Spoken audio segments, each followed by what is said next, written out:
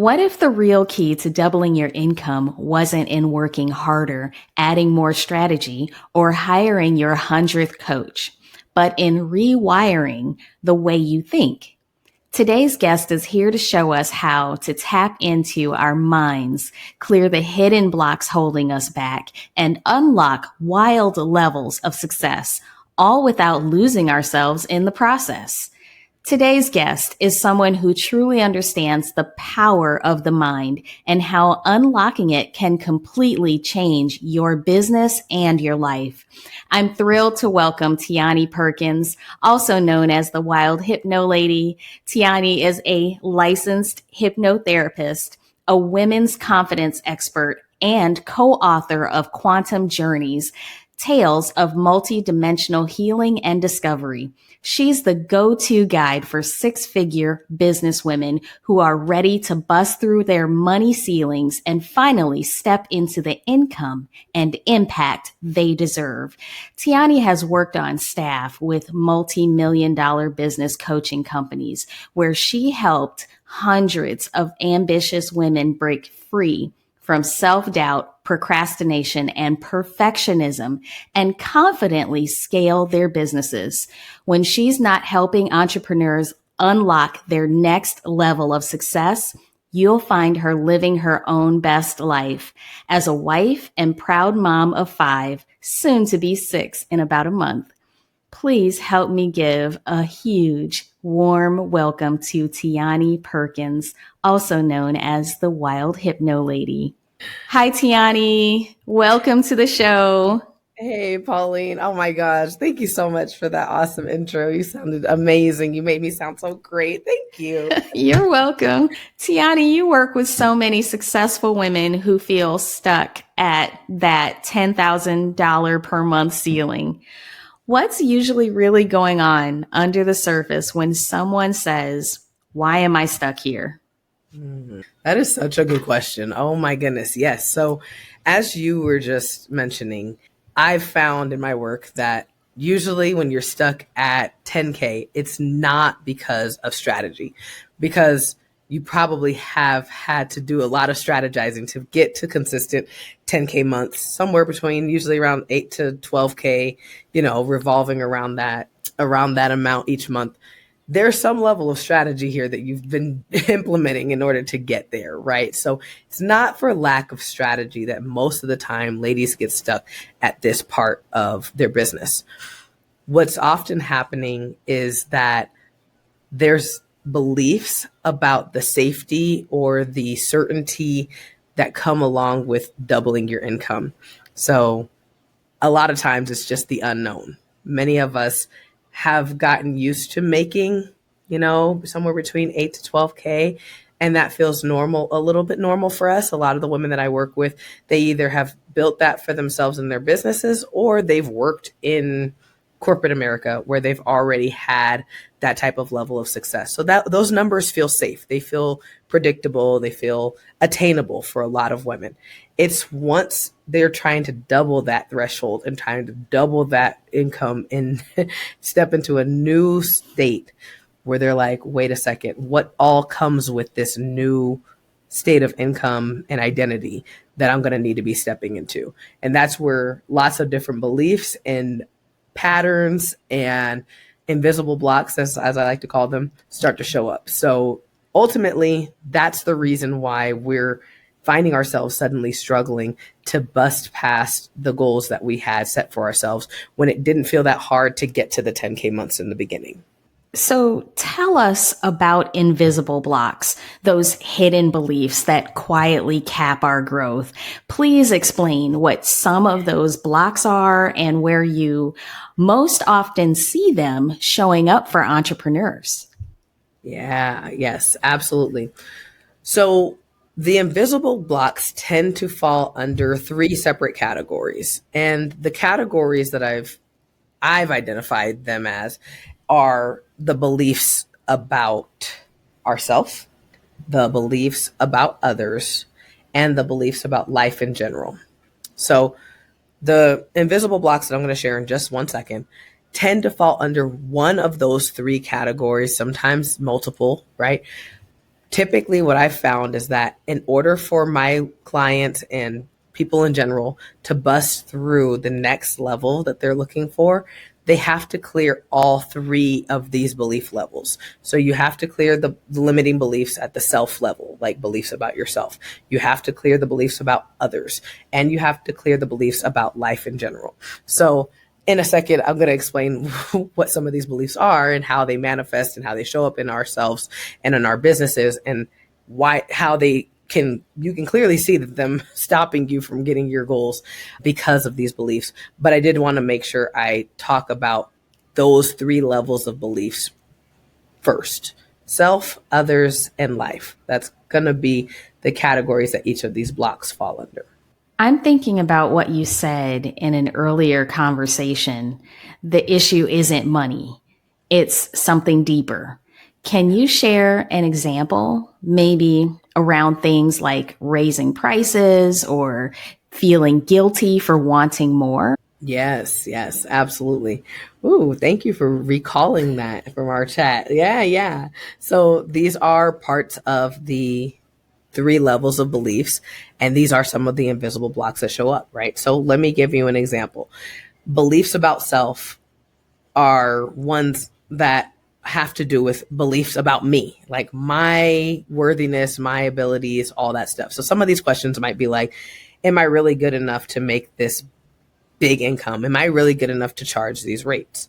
I don't have enough experience or certification to charge these ultra high ticket premium prices. I got to go get a master's and a doctorates and have 20 years of experience if I'm going to charge those rates, right? So I don't have enough experience. I'm not worthy of that. I've never managed this high, extremely large sums of money. So can I really even double my income? I don't know. I might blow all the money, right? There's a little bit of fear. So these are beliefs about ourselves, right?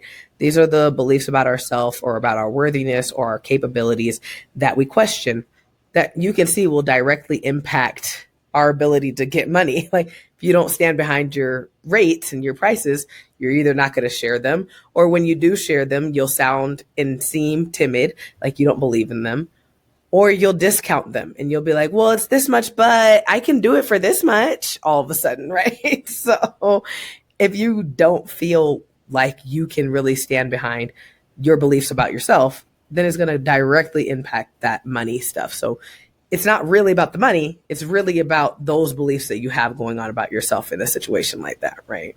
And that's true. What you feel on the inside does show on the outside, right? Right. Tiani, we spoke about your own journey, and I think it's so inspiring. From serving tables in Bakersfield, California, to studying hypnotherapy and personal development. Can you take us back to that moment during the pandemic when you realized you were meant for something different? What was your hero's journey? Oh, girl. Yes, I love it. Oh, my goodness. That part of my life was so unexpected. I had no idea that I was going to be a hypnotherapist like a year later. Like that sounds so insane to me. Coming from serving tables, I loved serving tables. I have, multiple college degrees. I speak multiple languages. I didn't have to serve tables. I just really liked doing it beyond all the 9-to-5 amazing jobs I had had before. That was my most fulfilling job that I ever had, and I loved it. But when the pandemic hit, I couldn't do that anymore. So first things first, yes, we were in California before the pandemic hit, but we moved over here to Albuquerque, New Mexico, right at the onset of the pandemic. And we moved for my daughter. She's 10 years old and she is nationally ranked in MMA. So we moved so that she could train here with like the champions and at the highest level for MMA. So that's why we moved. It had nothing to do with my career or anything like that or my husband's career, but she's amazing. She's still killing it. So when we got here, there were no jobs for me to do. I couldn't do serving. There were hardly any jobs to be found. And I had just had baby number 3. So I was kind of just in a state of not working anyways. And I really felt called suddenly. I think there's something about New Mexico in general that's really spiritual here. I started feeling really called to just look inward, just start looking inward. I was getting little whispers from the universe of just return to yourself, do some inner work. And part of our hero's journey is that, and I think I might have shared with you that we were homeless at some point in time with my oldest daughter. We were living in the car. We were stuck there for like 2 years, homeless. They repossessed the car twice while we were living inside of it. And it was just like a really struggle. It was like the deepest struggle. And it was the darkest time. I felt lower than I've ever felt in my entire life. Once we got out of that, I kept moving forward, but I don't think I ever dealt with the internal stuff that came from that experience. That shook my core, that shook my confidence, and it shook who I thought I was as a woman, as a mom, as a person in general. And it made me question all of who I was, and I never addressed that. So during this time of the pandemic, I think I really started feeling called to just do a lot of inner work, heal some of those wounds that you ignored for several years, like that you never wanted to return to. And I don't want to think about that. I don't want to think about that damn car or homelessness, none of that shit. I don't want to talk about it. But so I like buried it and I'd never dealt with it. And I think I needed to. So I started looking into like meditating and just, doing a lot of alternative self-healing. And I came across hypnosis. And when I started hypnosis, it was not to become a therapist or hypnotherapist or anything. It was so that I could, like, somebody do hypnosis on me, somebody do this stuff to me because I need some help. And I saw how quickly, oh my gosh, I was able to get to the root of all these problems in my life, things that led me to get into the car. How did I even get to the car in the first place, right? Like, how did this all even occur in the first place? Not just the wounds that I experienced from being in that low place, but how did I get to that low place in the first place?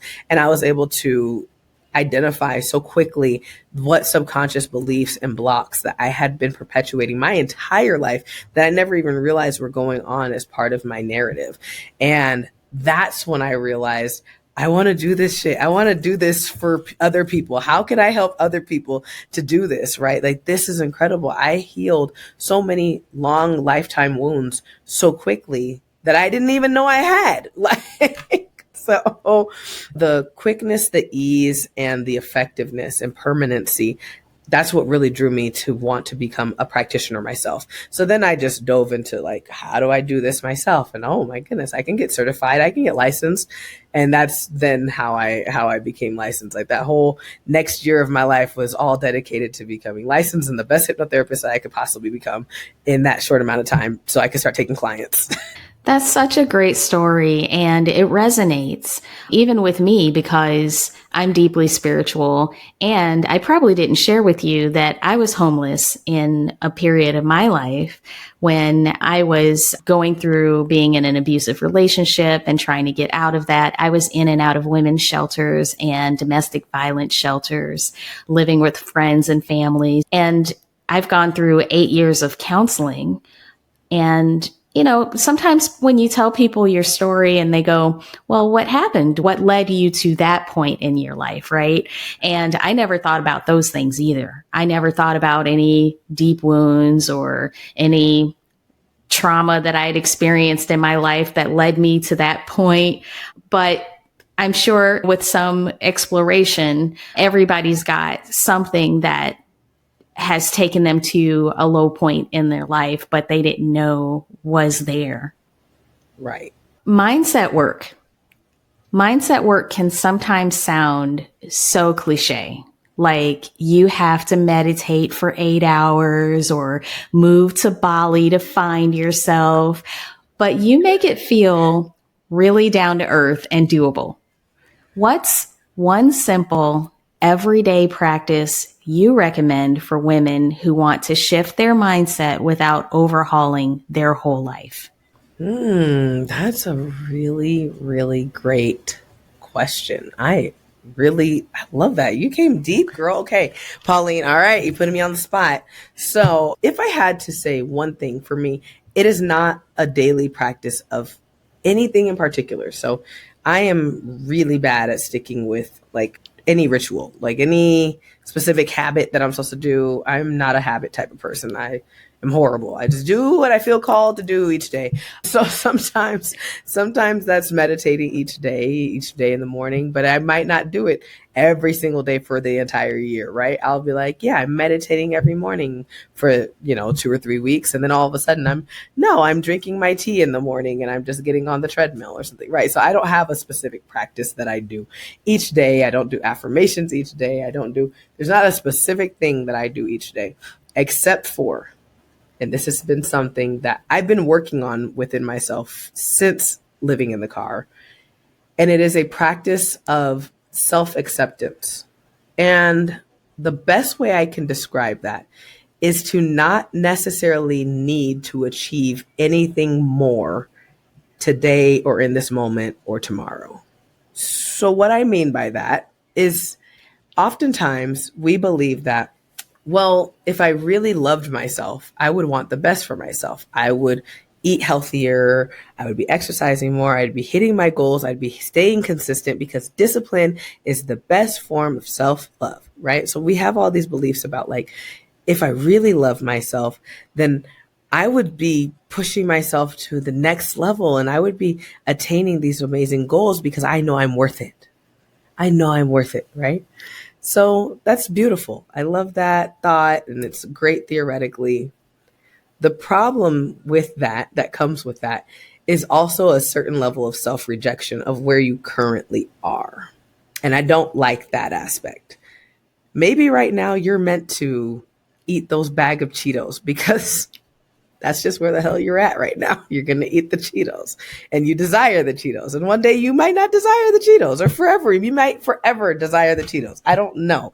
But you don't have to shame or judge yourself or be like, wow, but if I really loved myself, I would want better for myself and I would just put the Cheetos down, right? Like this is not to say just let all standards go out the door, right? Like, but I do feel like we're always on this race to like, we're not a race, on this path of like self-improvement. And I believe that a lot of the improvement that we could do is on the self-acceptance level. Like just the improvement that we need right now oftentimes is just to accept that we are not where we thought we were going to be at this moment.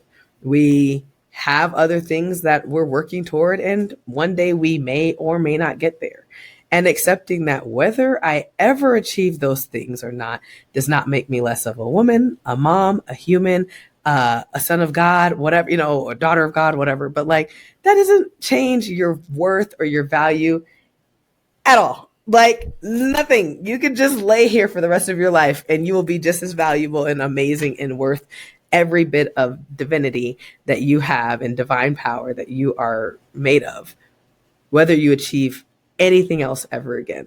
And I just feel like we don't take time to just accept that and accept where we're at, flaws and all, every single day. So one practice that I try to do every single day is just accept myself with all of my problems and all of my perceived insufficiencies, no matter what. And just be like, tomorrow, I'm just going to see what I do tomorrow, I guess.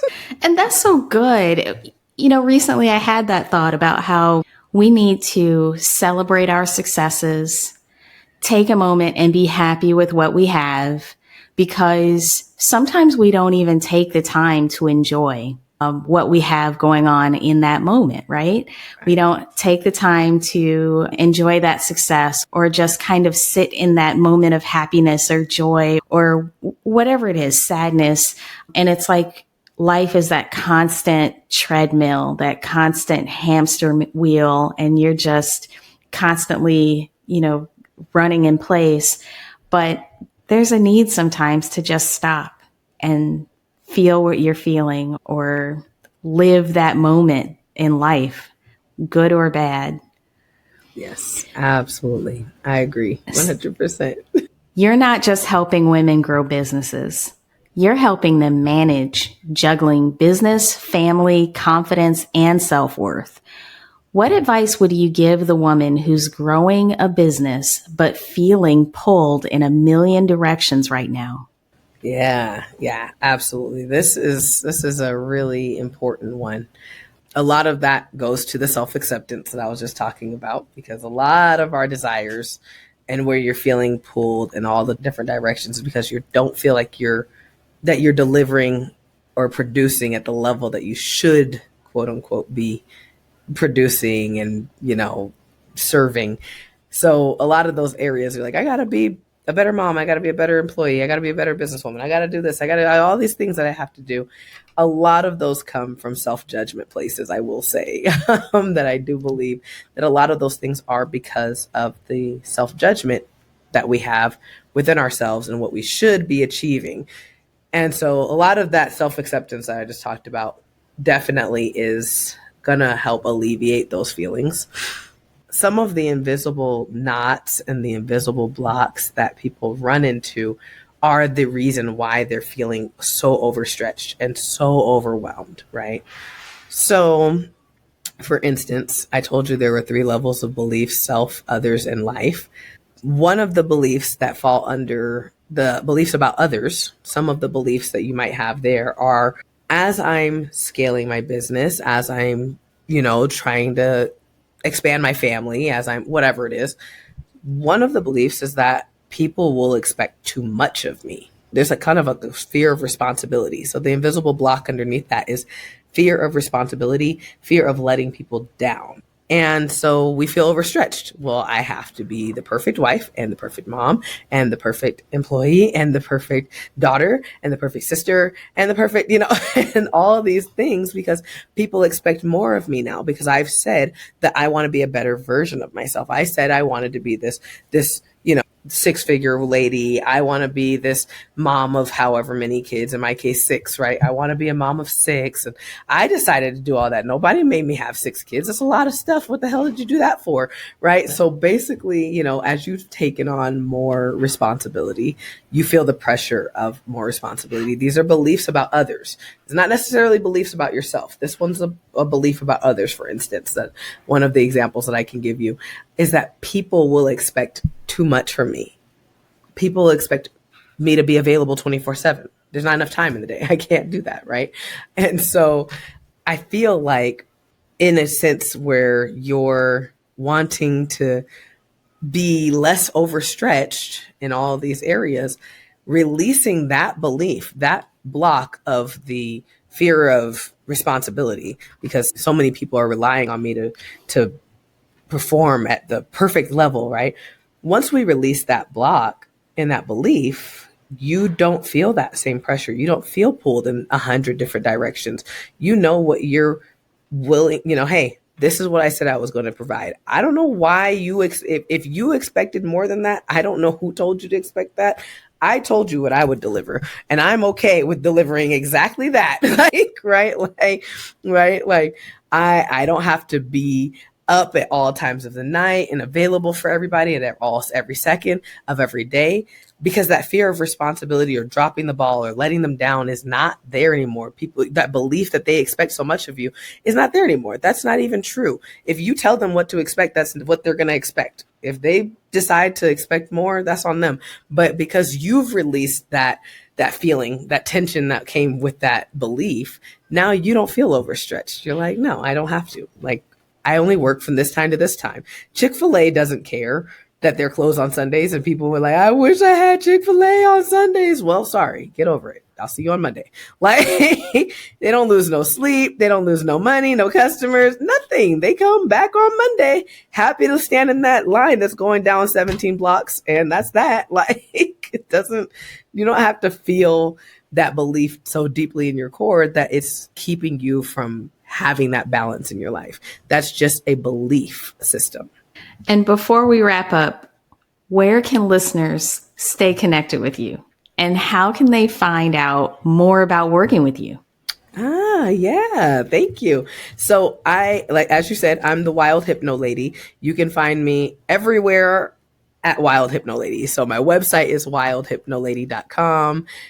Facebook at Wild Hypno Lady, Instagram, LinkedIn, YouTube, all the places, wherever you're at, feel free to reach out to me on any of those platforms at Wild Hypno Lady. If you want to download the free roadblock decoder, where I go into all the details about all the 3 different levels of beliefs and the invisible blocks that show up at those different levels, I've got a free 6-figure roadblock decoder that you can download, and that will be found on my website, wildhypnolady.com. And I'll make sure the links are in the show notes. Yeah, absolutely. So nice and simple, Wild Hypno Lady. Just remember that. Also, do you have anything exciting you're working on right now that you want to share? Oh, well, thank you. Yeah, I am. I actually am. I am working with a colleague of mine. She is Trish Lynn, and she is a somatic healer. So specifically, she works in the trauma, like deeper trauma. And since I'm really working with business women, and she does trauma for businesswomen, we kind of came together, and I would do the mindset work. She's doing some body work, some breath work, some stuff like that, releasing stuff at the physical levels while I help you with the subconscious levels and the nervous system, all of that. What we're doing together is we're actually bringing together a 6-week transformation program for women, business women, who have tried all the different strategies that coaches have told them to try, but actually it feels worse for them when they try to push through and do these different steps and strategies.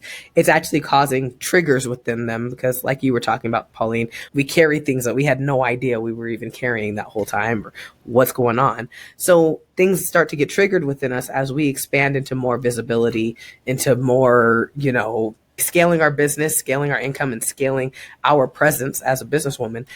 Sometimes it can feel more unsafe using the strategies that you're getting from business coaches. So what we're doing is we're bringing together a 6-week program. It's going to be beginning at the end of June. That's when we'll start it. It's a group program filled with other beautiful, amazing, incredible businesswomen who are also wanting to scale, but wanting to do so when their nervous system is safe, knowing that their subconscious is safe to grow in this way. And so rewiring those beliefs and patterns so that they can finally show up in an aligned way for their business, and not just push through it, girl, just do the thing and do not going against what their body and their mind are telling them, but instead working through that at the deepest level so they don't feel that way when they show up for their business anymore. So that is very exciting. And I've been posting all over Facebook and Instagram about that. So if you follow me at any of those platforms, you will find out more information about that. That's very exciting. Yes. What an incredible conversation today. And I hope you're leaving with fresh ideas and new inspiration to take your next steps with confidence. If you enjoyed this episode, please like, share, and subscribe to the Pauline Chilton Show on your favorite podcast player. And be sure to follow us on Instagram, Facebook, and YouTube for more behind the scenes moments, guest announcements, and conversations that help you grow both personally and professionally. Want to support the show and help us continue bringing you even more amazing guests and powerful episodes? Here's how you can help. Check out our handmade merch, including our all-natural, cruelty-free candles crafted with care at thepaulineshow.com. Use our affiliate links to the tools we use every day to create this show. We trust Adobe for producing and polishing each episode with professional visuals and sound. We use Descript for easy, efficient podcast editing. It helps us bring you polished conversations faster. By signing up through our links in the show notes, you're not only accessing incredible tools, you're also directly supporting the Pauline Chilton Show and helping us continue to grow this amazing community. We'd love to hear what you enjoyed most about today's episode. Drop a comment or message us anytime. Thanks again for tuning in, and we'll see you next time on the Pauline Chilton Show.